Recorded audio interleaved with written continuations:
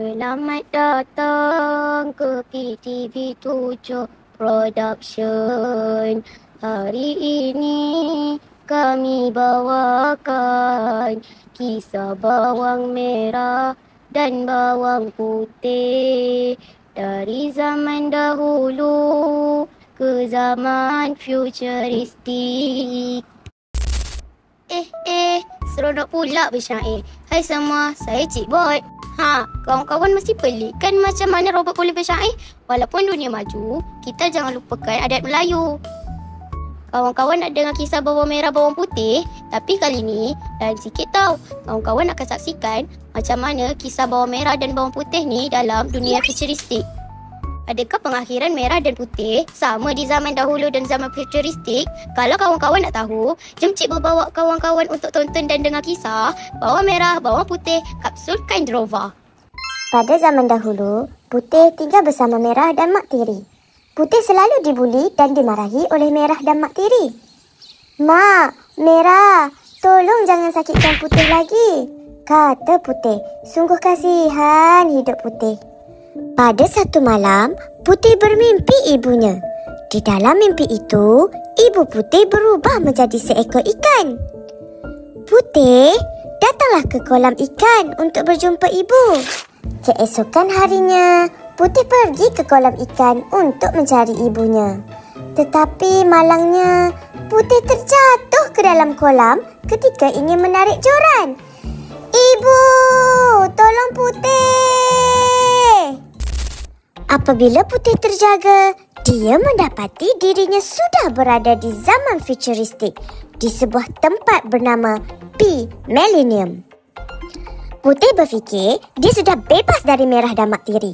Namun, hakikatnya mereka masih jahat di zaman futuristik. Merah dan Mak Tiri bukan hanya jahat terhadap Putih, tetapi juga berbuat jahat terhadap ekosistem P Millennium. Pada suatu hari, di tempat kerja, Putih mendapat khabar bahawa pemerintah sedang mencari pesalah yang memusnahkan ekosistem P Millennium.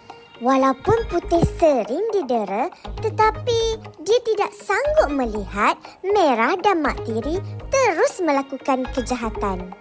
Putih berusaha untuk membantu menyelamatkan Merah dan Mak Tiri dengan bantuan AI.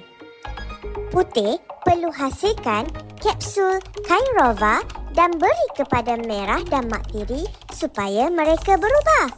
Akhirnya, Putih berjaya hasilkan kapsul kain rova dan akan mencampurkan kapsul itu di dalam makanan Merah dan Mak Tiri. Hari demi hari, Merah dan Mak Tiri berasa bersalah atas kejahatan mereka.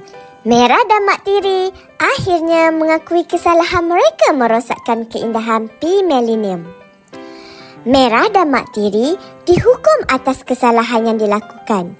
Mereka perlu kembalikan keindahan P Millennium.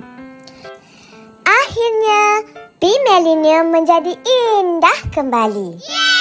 Putih berjaya mengatasi kejahatan Merah dan Mak Tiri dengan kebaikan dan bantuan kapsul kain rova. Selepas tempoh hukuman selesai, Putih, Merah dan Mak Tiri hidup sebagai keluarga yang bahagia di zaman futuristik. Jahat tidak selamanya jahat. Kita perlu berani untuk mengubah diri sendiri. Ada kisah dua saudari, bawang merah, bawang putih ini. Hidup berputar tak selalu sepi, cinta dan dendam jadi pelangi. Bawang merah dengan licik bermain, bawang putih menangis tapi tetap yakin. Di ladang nasib ada jalan berliku, hati yang tulus pasti temukan pintu. Di sungai air mengalir deras, Putih mencari cahaya yang lepas.